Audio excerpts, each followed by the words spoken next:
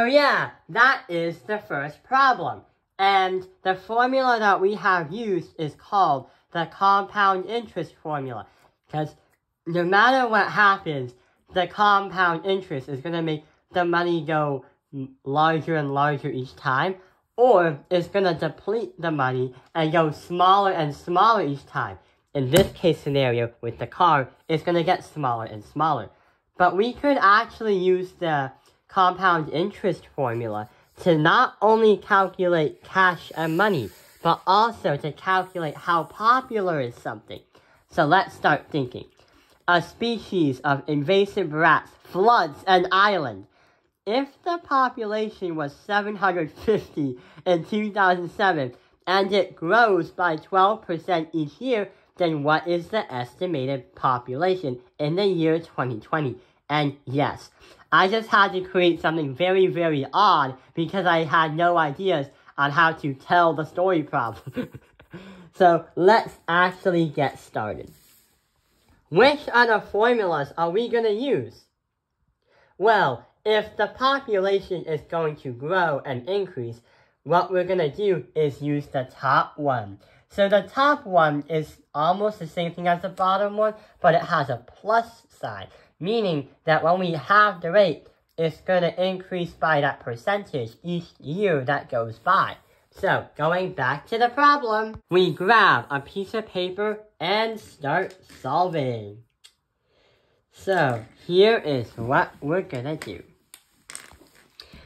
Y is going to equal your starting population, parentheses, 1, plus the rate, because it's going to grow.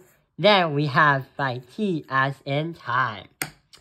So, by plugging this information in here, we say y equals 750, parentheses, 1 plus, the rate, 12%.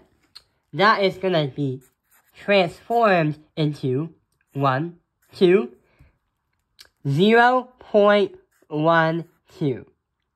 Actually, it's 1, 2. Parentheses, t. But wait, what is the time? It doesn't give us a time, but we can calculate.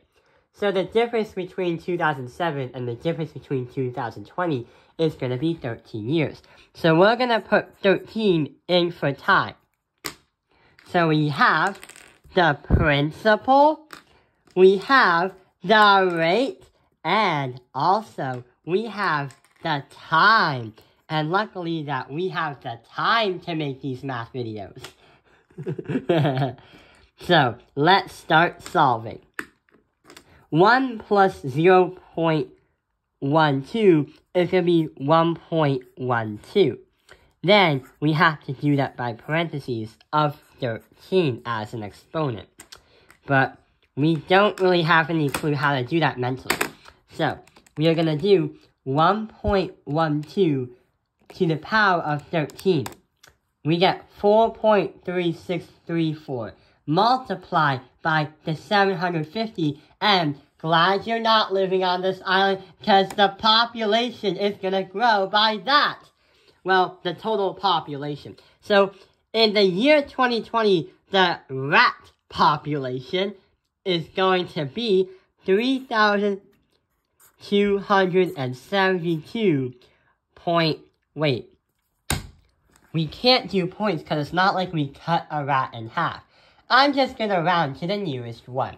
So it's supposed to be 3,272.61, but since you can't slice a rat in half, I'm just going to round it to 3,773 rats.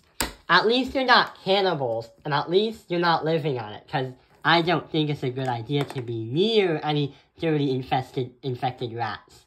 So yeah, that is how we can use these compound interest formulas. Not only we use them for money, but we also use them to predict a quantity of something by percentage each year, or as time goes on. I hope this video has helped you understand how over time things just compound. But wait, one more thing. Something really, really cool happened over the weekend.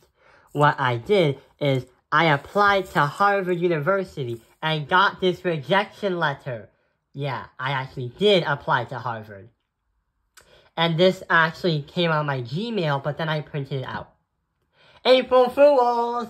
I never actually applied to Harvard. This is just a Harvard rejection template that I've downloaded, and I put my name into it and showed some of my teachers at school, and they literally thought I applied to Harvard.